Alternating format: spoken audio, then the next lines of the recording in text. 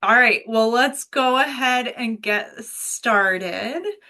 So, I just want to thank everyone for joining us today. I'm Christine Goebel, and welcome to Why Great Systems Don't Always Produce Great Results. So, we've got about 30 minutes of teaching, 15 minutes at the end for discussion and Q&A. So, make sure you've got your questions ready. And then for registering today, you get 15 minutes of time with me if you'd like it and have additional questions. So Haley's going to go ahead and put in the chat the link for the 15 minutes. And yeah, so there's two questions for our company that we get more often than not. And it's usually, which system should I use and why isn't my system working? And usually by the time someone asks the second question, so why isn't the system working?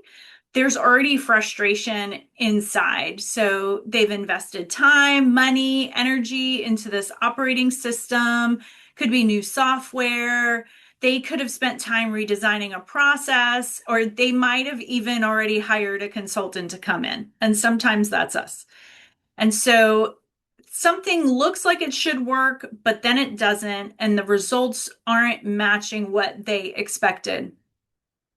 So then, of course, naturally, they start looking at the system itself. Do we need to change it? Did we choose the wrong one? Do we need a better process?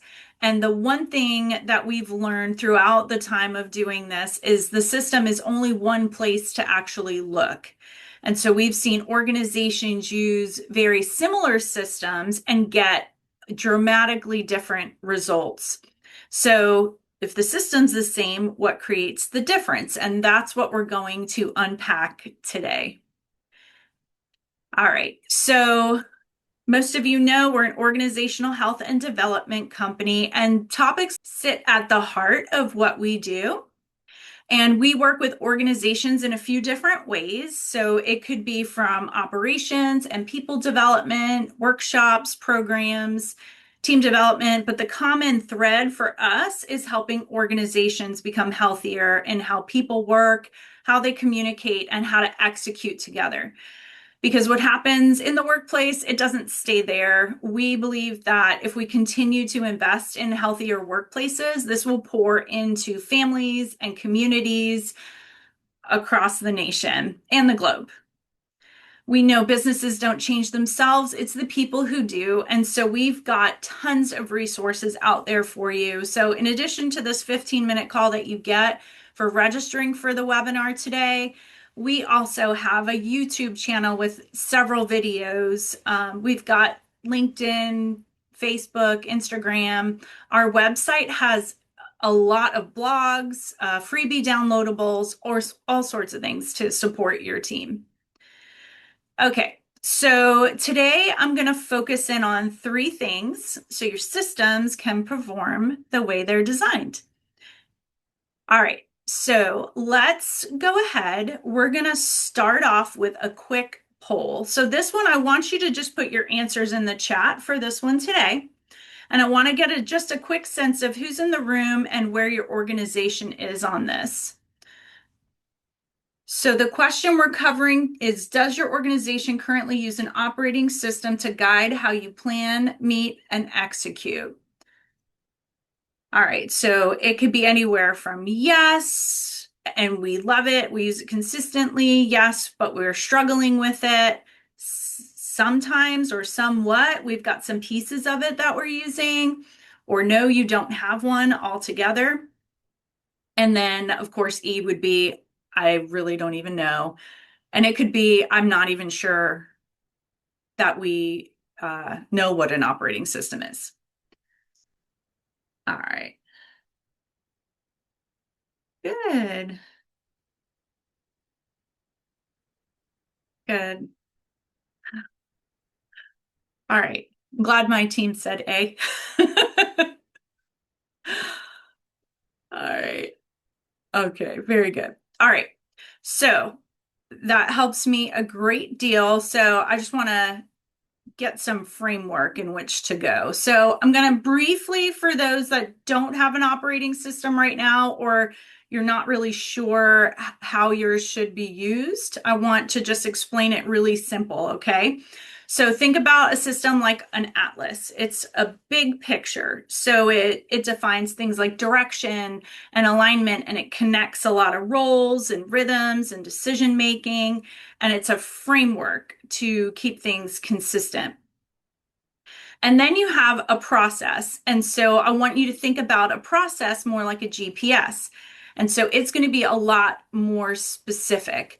It's going to define things like the next action, provide sequence, flows, things like that. It's the stuff that's repeatable. So the system gives you the direction, and the process is going to give you the route to get there. So this is how we tend to think about systems. We put the system in place, we follow it, and then we expect to get a result. And that makes sense because systems are designed to create consistency, to create structure, repeatability. But when that result doesn't happen, our instinct usually is to go back and question or start picking apart the system. And the picture I'm showing you here is this is not complete. There's something that sits in between the system and the results that has a big influence on what actually happens. So every operating system is going to depend on the people that are actually making the decisions, how they communicate, whether it's clearly or not clear, how they manage conflict, build trust, how they handle critical thinking, and how they hold each other accountable. And the one thing we see probably more consistently than not is a either fear of or lack of holding each other accountable for the metrics. And so when people interpret or they communicate or they avoid, assume, or they do handoffs differently, the same system is going to produce a different outcome. And so the people here, they're a variable in this. They're not necessarily a problem. We just need to work on how we're communicating in order to make it more consistent across the board. Okay, I love this. So I want you to think about this analogy here. So think about a messy room, and when the lights are off, we know that there's some clutter in the room. We can't really see where it is. We are not really sure how much of a problem it's created. But a system is like taking a messy room and turning on the lights.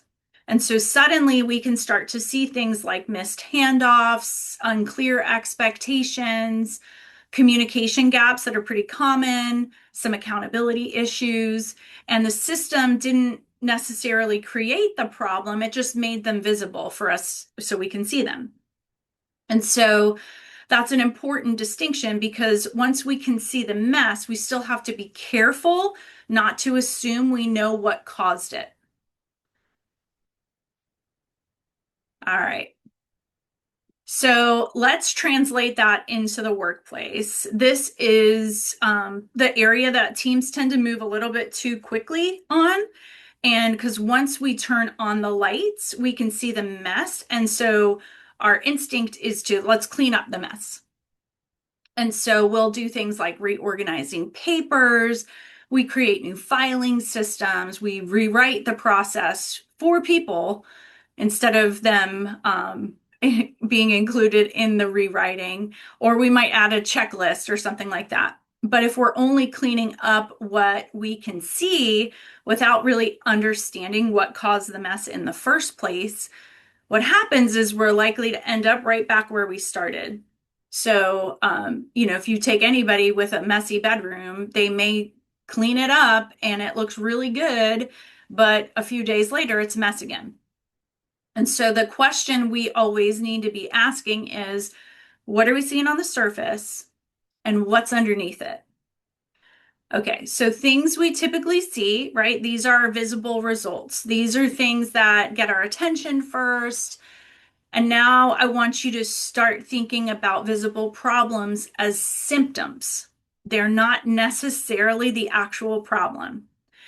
But if we go underneath the symptoms, there might be something really different going on. And this is a big distinction here. So you have to ask yourself, what's creating the gap we see between what we expected and what we're actually getting? And that gap is what I'm going to refer to today as an execution gap. And it's all it is just a term for the space that's between what we expected to happen and what actually happened. So when it got executed, um, it actually created a gap. And so for you to fix a system or a process, we have to diagnose what's actually happening in the execution gap. Excuse me. All right. So sometimes we may just not have the knowledge that we need. And so it could be that expectations aren't clear, leaders aren't aligned, maybe there's an assumption that nobody challenged. It could be avoided conversations. There's something going on here. And so I like to categorize them when I start seeing issues that are going on. I break them up into what is actually causing the gap. And so these are just common things between clarity and capability, communication and alignment, and relational and accountability. Once in a while, it could actually be the system, that there's a problem in the system if the technology is running itself. So that's not off the table. It's just not typical. So we can usually find some other things that are going on. You want to always try to narrow things down. I mean, the best things go through narrow gates, right? So we want to try to narrow down, find patterns, take time to develop. And this is just examples of the types of things we develop. Okay. So a lot of you came in with questions that live here. So this is the technical, right? This is the knowledge that you need to do your job well. I heard a lot of questions that you submitted, which was, how do I improve my process? How do I troubleshoot a system? What do I do when something isn't working? And so what I hope you're starting to see at this point is that the answer might not actually live on the shelf with the system. So there's this side of it now. And this is really important because this is how we solve problems. This is how we make good decisions, think critically, innovate. We navigate tough conversations over here. We work through things like conflict, hold one another accountable. And this is where your results are actually going to happen or not happen. So the win or lose is happening in this shelf over here. Because what happens when we see this undesired result, we have to be willing to look at both sides of it. And so it's the technical, but it's the interpersonal. And one of the statistics that we bring up a lot here is that the interpersonal skills are actually going to make up 85 to 90% of your overall career success. So that also means the success of your company. So if you are not investing in these sorts of things over here on the right side of your screen, you're missing out. And that is what's actually going to drive your profit and drive it up. All right. So as I mentioned before, that's part that organizations most often miss because they're so worried about this purple side, this technical side. And so the gap is probably somewhere in the middle. And that's why I always say that the interpersonal skills, that's where we spend a good portion of our time.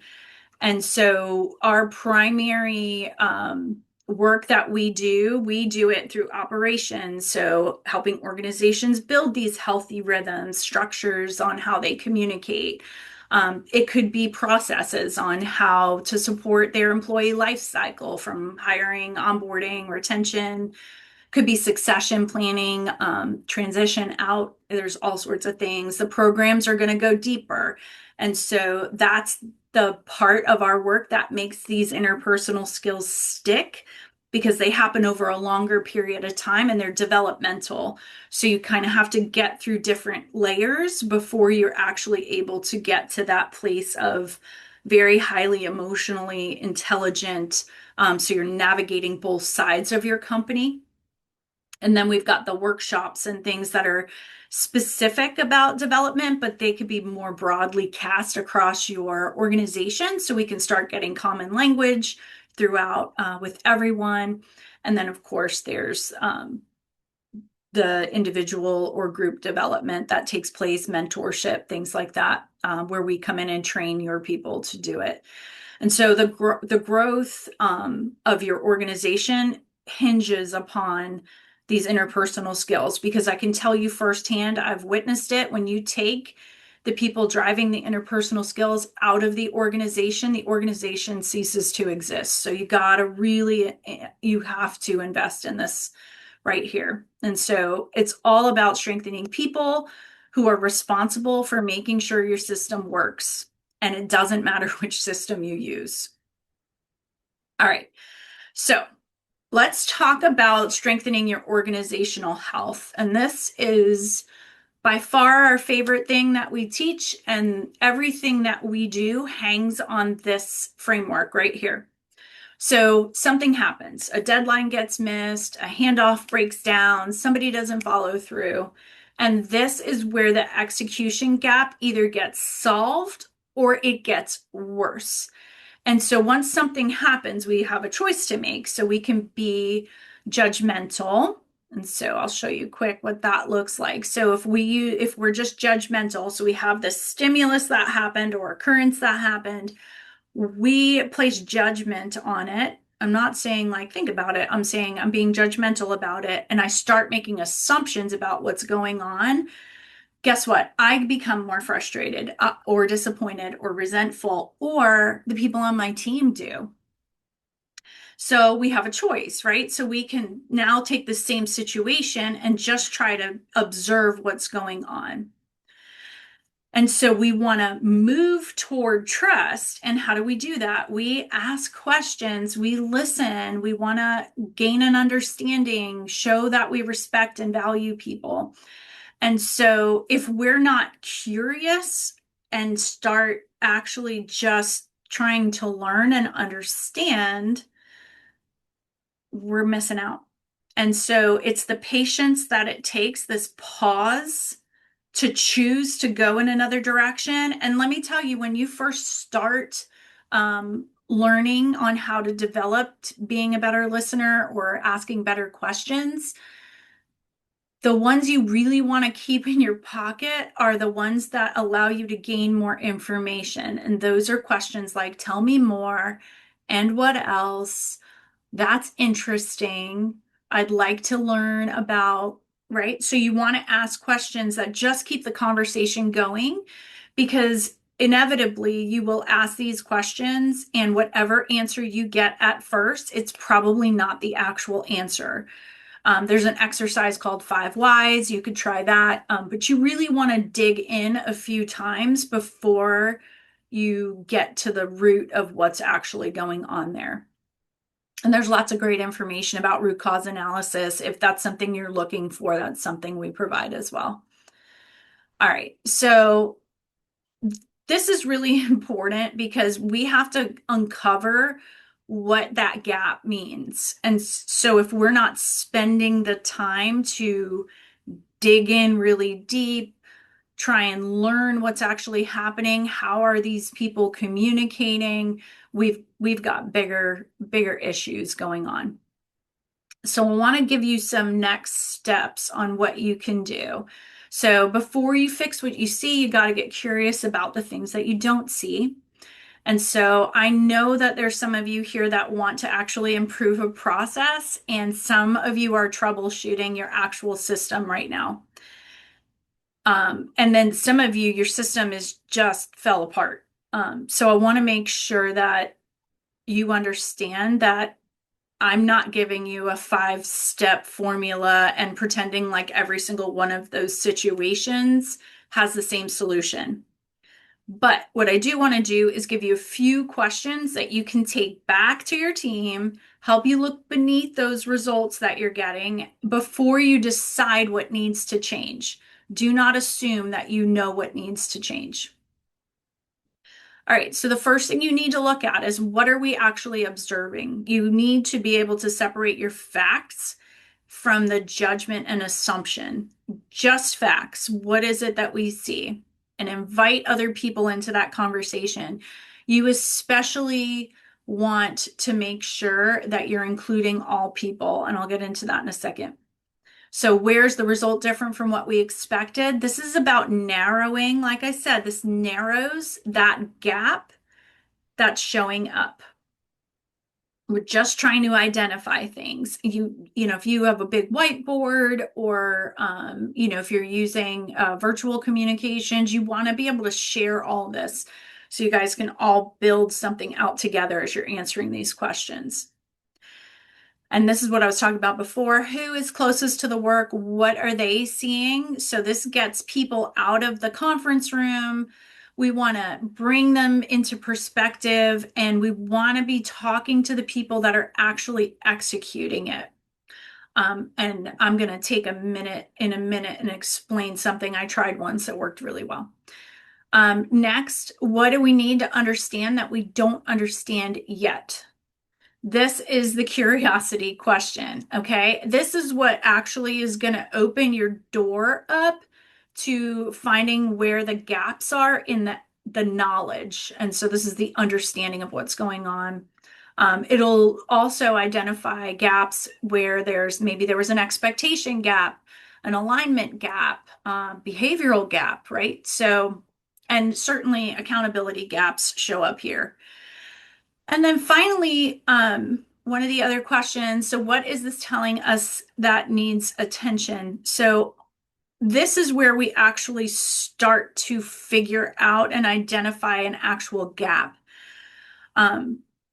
So I love turning things into a game. So this was a really long time ago, but our sales system was broken and we couldn't figure out, like, it wasn't clean. Like, it took so much manual labor to get this thing to go. Even the way we created the proposals was not good. And so what I chose to do, got everybody out of their office and we were in person at the time. So I'm always trying to accomplish two things. I want to get people in a new space and I want to get them to laugh. Because if I can get them into a new space, I can get them thinking differently. And if I can get them to laugh, then I'm getting oxygen shoots right to their brain. So that means they're thinking more clearly. And I think I'm pretty funny, but I'm sure a lot of you probably have a really good sense of humor. So you can take this and run with it as long as you stay on track. So what I did was we put different clients, I don't know how appropriate this is, but we took their faces and we put them on sticks. So we could actually see the people that we were trying to walk through this process with. And so we set everybody up in this big room and we started going step by step through the process. And because it was just the people that were actually doing the steps and they were explaining to the rest of the team, we accomplished a lot. So first we accomplished that everyone who was affecting the system could understand the other players in the system and how it was working. Because some of it was automated, some of it wasn't. The next thing that happened is we started to better understand what was causing the delay between the handoffs. So we were able to clear so much up. And then we also were able to identify that the systems that we were using to support it were antiquated. They were not good. And there was an element of needing to get better software. But the point of that is you're gonna want to find out where there's a lack of knowledge or a lack of training, where there's an unclear handoff. If the roles and responsibilities aren't clear, this person might think this person's doing it, or, well, they didn't ask me, so I didn't, right? So we want to get rid of all that kind of stuff. Well, nobody told me I had to. We want to clear that up and make sure there's really clear boundaries for people to work within so that they're safe, right? We're talking about basic human needs is safety. So what do? We create a place for them to work so that they understand the scope of their work. And we always want to promote a work environment where we're not avoidant a lot of times, especially as you grow, so there's all different size companies here today on this call. And so for those that are still small, where you kind of all are in yelling distance, enjoy it while you can, because the bigger you get, the more complex it gets, the more difficult, obviously, it is to keep your eyes on everything, and the more avoidant it becomes because it's easier for people to hide. And so we want to make sure that we promote a workspace where people have a place to voice their opinions. All right. So that's today's webinar on why great systems don't always produce great results. And before we get into Q&A, I want to thank you for joining us. Haley's got the link to the 15-minute call, if you don't mind. Thank you, Haley. And then also just put in the next webinar link if you can as well. And the next webinar is going to be accountability without resentment. And so we know that sometimes holding people accountable can be uncomfortable, but we want to make sure that we do a great job at that. So when we are holding people accountable, nobody's person is damaged along the way. And so we're going to give you some good tips on why that happens and how to correct it going forward.